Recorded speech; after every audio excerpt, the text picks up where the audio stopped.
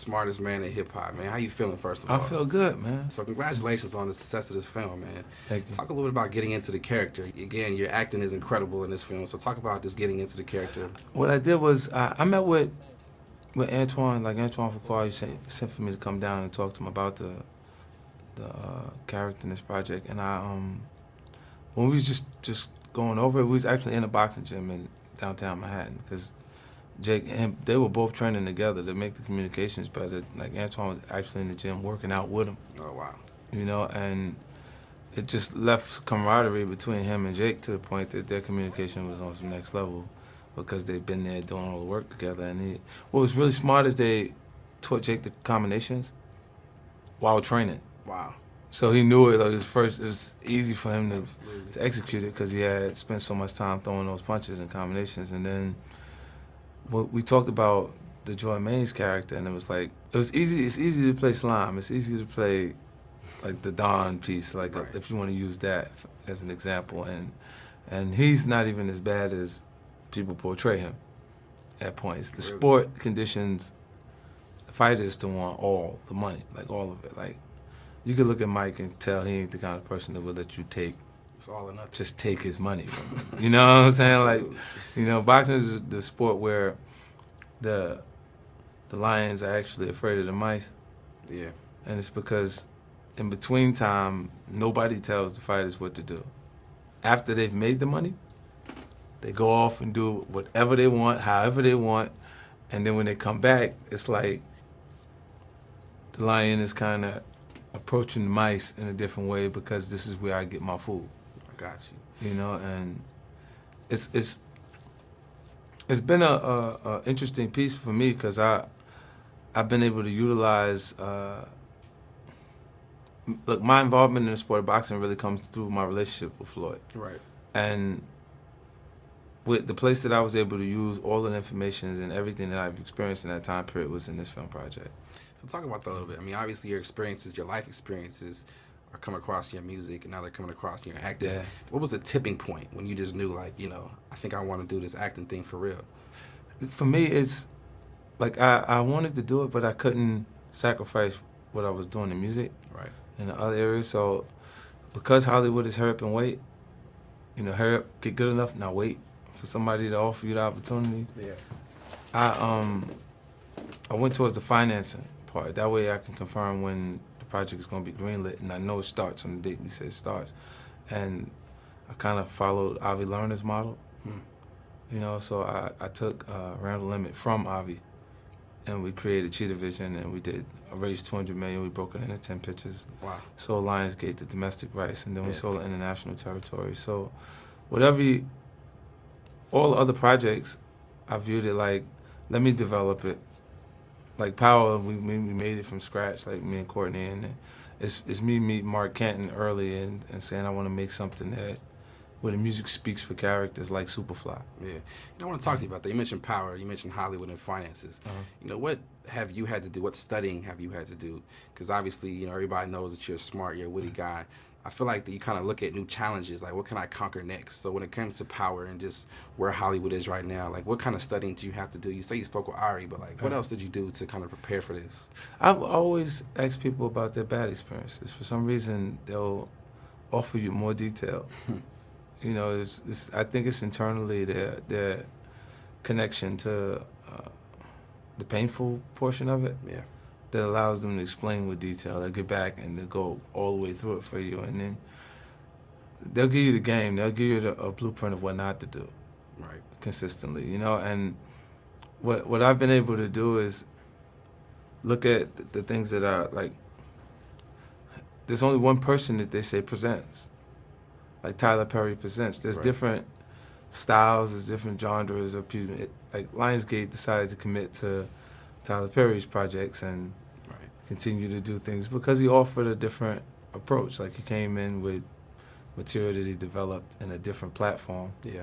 That they, you know, said we can sell us. Right, it worked. Well, I mean, your mentality is very much that of a champion. You know, you kind of take on just your businesses with the heart of wanting to conquer and achieve it. So when it comes to just that mindset of being a champion, it's like, why is it important for you to maintain that championship mentality? You know what you're saying is what I developed, and it's why successful. It's because a lot of times you got to figure out how to be confident in yourself with not a lot around to support it, because it's just your idea. And when you can truly believe in it, that passion, you find one person at a time that'll support it. You know, but like Courtney would say, Courtney Kemp is the writer and showrunner for Power. She'd tell you that I'm a little weird because she said, he told me this project was going to be exactly what it is right now. Wow. And this is why when I say, oh, Courtney, I don't really know why is this happening in the show? When I'm reading pages, she'll explain it because she'll go, well, we thought like this. She doesn't have to because she's the writer and showrunner. But she'll explain it because she'll go, no, because you told me that this was going to happen and it happened the way it is. So if you're saying that it's a problem, let me look at it from a different angle to see why is it that way. And then I'm like, there may be points that they lean towards characters making statements that are alternative lifestyle friendly. And I'll go like, who he is, why would he be saying that? Right.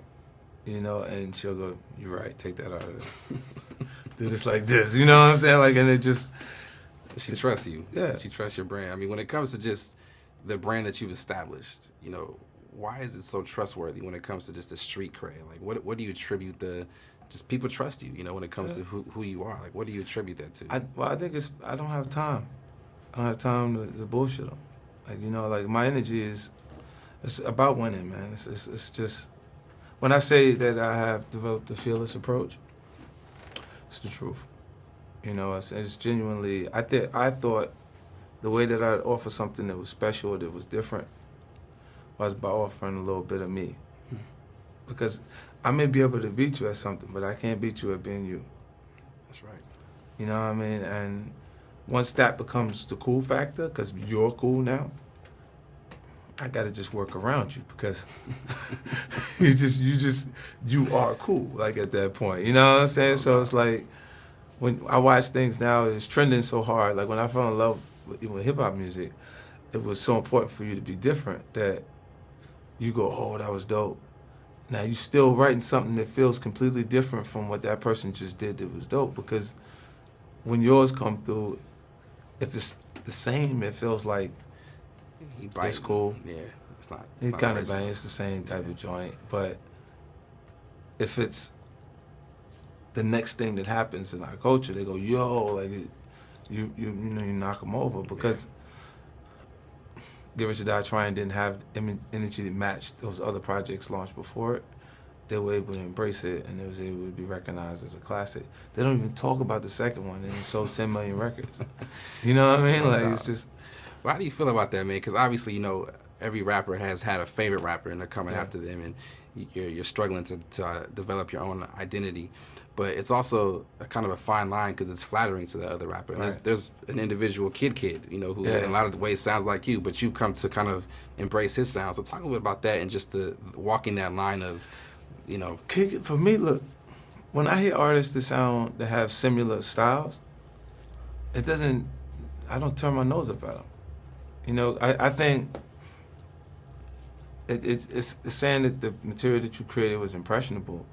And that when they're not copying, when they're doing it from their perspective and it's their energy connected to it, I like it. I do, because I feel like it's going to continue to live. The style will grow and go on, you know. And if we viewed it, like how many times have you heard of Biggie? A version of Biggie, like, or Jay-Z sound alike, like a guy who kind of has that similar energy. And it's because it wasn't based on sales, it was based on passion. Like the person liked that so much that they went and did it.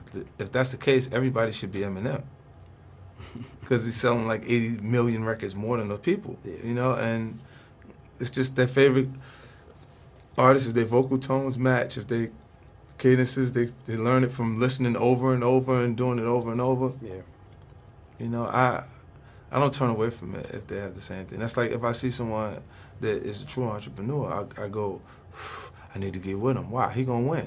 No doubt. And that's crazy, because I mean, you yourself, obviously multimillionaire, but you're still looking at that next entrepreneur with the next best idea. So for you, like, why is it important for you to identify what the next trending topic or the next big business is? Like, that's how you sustain success. anything that, I don't care how much it is and where it'll be going. And lifestyle if you're just sitting there, you know. And I don't need, personally, I learned more about myself, you know, throughout my journey, and I need to feel the gratification connected to winning repeatedly. Wow. Like one big win, pow, and it's there, and then you go, what am I gonna do tomorrow? You know what I'm saying? Like, it does create the stability that allows me to invest and do different things in different areas, but it doesn't take away what I need to feel when it works. Yeah, so I mean, it's addicting. Yeah.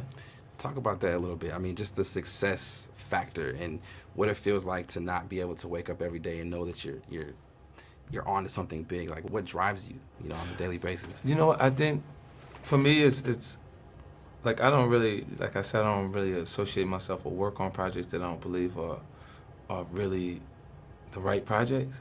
And then once I get into it, I kind of like, it's a lot of the noise stops. Like, it's just that me focused on that, and I'll see myself at the end of the race winning the race already, you know? So it's like, that's where all the confusion. Think about how you'd feel about yourself if you looked at your social networking and the people that would just randomly say things to you that would you put up a picture of your kids, he says, oh, this is the ugliest kid I've ever seen in my life. You put up anything that you do, they got something to say to you know, just to randomly, just because. Right, yeah. This is the place I can say it and not get punched in the eye because he's not right in front of me. You know, and that guy sits there and takes advantage of it and says anything and everything they can to you, and you go, you learn that their representation of the fight, their representation of the game, see, whether there's a winner or a loser, those guys both are in the game. And they're being paid. You see at the end of the playoffs, you see the championship, you see them put the sad face of LeBron. LeBron James' sad face, and really enjoy him not winning the series. But the game is representation and the television is representation. How many people are in the game? Right. Whether they win or they lose, they're being paid. How many people are watching in the stands? That's representation of the world. And not only that, but who's watching it from at home? Because it's that many more people that are just watching, you know? And whether I win or I lose at different points, you got to see me in the game. Because I got to be that much. I got to matter that much at least. Absolutely. You know? So, I mean, let's talk about just the whole American success factor, because obviously you capitalized on the whole capitalist idea of just starting from the bottom, from nothing literally, and, you know, working your way to where you are today. Like, what steps did you take to get there, and who kind of inspired you? What businessman inspired you, kind of like looking at how you want to present yourself in front of the world? When you come from the bottom, you look at it, and money seems like the answer to everything. You know, and it's not till you acquire it that you look and you say there's always no obstacles. And you're not humbled until you find yourself in a situation where you go, I don't have control. You know, like with the finances, she still does things that you can't control. Your relationship is still out of control. And there's still, no matter how much you've done for people, they still have the sense of entitlement that you can't meet. Right. And it's because their minds are set on what you've made versus what you've given. Yeah. Them. So they're saying, well, you made this much, so why you? I mean, yeah, it was nice that you got me a car, but you could have got me, man, a PJ. Yeah, like you brought me the projects, like, you know what I'm saying? Like, you go, but then nobody's ever done anything for me for nothing. No doubt. You know, so I don't even understand how they can embrace those concepts. No doubt. You know, somebody said recently in an article, they compared you to Donald Trump because he's had so much success and, you know, he has so many businesses. Like, what are your thoughts about just Donald Trump, his success, the ups, the downs, and just where I think, look, Donald Trump is a brand that won't go away. You know, he's the kind of guy that can diversify in order to do those things. You can't stay in one pocket and expect people to understand or to do things the right way. You know, and I've done that pretty well, so I don't feel like any one thing will get rid of me. You see what I'm saying? And then they also don't understand what strategic tactics you have to use to not be victimized by the system. You see what I'm saying? And I'll do it. Could you elaborate on that? Like, Yeah, well, they'll look at certain portions as you become successful and it's publicly noted. You're going to have a bullseye on you, your target. And then when you get there, if you're not doing asset protection at different points, and you're going to find yourself in situations where you go, so you seriously, personally, I don't earn a lot. You know, my companies do pretty good. You know, so when it comes to the point that these situations get like this, I mean, I got to file. Well said. Because I'm not going to give people what I worked for. They're going to have to work for it too. Hey, you got to respect that. For real. Thank you for your time. Thank you, Mike.